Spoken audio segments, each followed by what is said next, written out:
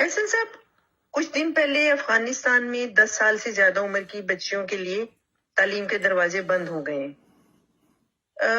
بڑی ہی پریشان کن خبر اس حوالے سے بھی ہے کہ افغانستان کہاں جانا چاہتا ہے، اور یہ کون سا اسلام ہے کہ آپ علم سے روک رہے ہیں، تعلیم سے روک رہے ہیں، جبکہ اسلام تو سراپا علم ہے، اسلام تو سراپا تعلیم ہے۔ یہ کون سا اسلام پھیلا رہے ہیں؟ بڑے دکھ کی بات ہے کہ جس اب دنیا اس سٹیج پہ آ گئی ہے کہ جہالت کے دروازے بند ہو رہے ہیں، تقریباً ہو چکے ہیں، جی جی اور یہ کچھ لوگ ایسے رہ گئے ہیں جو علم کے دروازے بند کر رہے ہیں، اور ٹریجڈی یہ ہے کہ اس دین کے نام پہ کر رہے ہیں جو ہے ہی سراسر علم، جی اس اللہ کے نام پہ یہ چیزیں کر رہے ہیں۔ دوسری ڈیفرنٹ ریزن ہو سکتی ہیں، کوئی میڈیکل کا مسئلہ ہو سکتا ہے، کوئی اپنی ان کی ریزن ہو سکتی ہے کہ ہمارے قبیلے میں ایسا نہیں ہوتا، ہم نہیں جائز سمجھتے، جائز ہو جاتا ہے، ان کی مرضی ہے، لیکن ٹریجڈی یہ ہے کہ اللہ کے اس دین کے نام پہ کر رہے ہیں جو ہے ہی علم کے سوا ہے ہی کو نہیں، کچھ نہیں۔ بالکل۔ تو یہ جو ہے نمبر ایک تو یہ اللہ کا مخالف ایک اسلام ہے،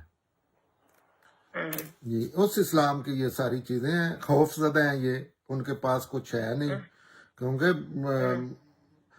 پوری دنیا میں علم ہی تو ایک عقل جو ہے، عقل کا استعمال اگر علم نہیں تو آپ نے کس میں کرنا ہے جی؟ روٹی کھانے میں کرنا ہے عقل کا استعمال، کہ دانت کیسے ہلانے ہیں، رفع حاجت کے لیے آپ نے عقل کا استعمال کرنا ہے، علم ہی تو ہے یہی تو عقل جو ہے، عقل کی آگے جو ترقی یا اس کا ظہور جو ہے علم کی صورت میں ہی ہوتا ہے نا، کیا لوڈ اٹھانے میں ہوتا ہے سب۔ یہ ایسے ہیں،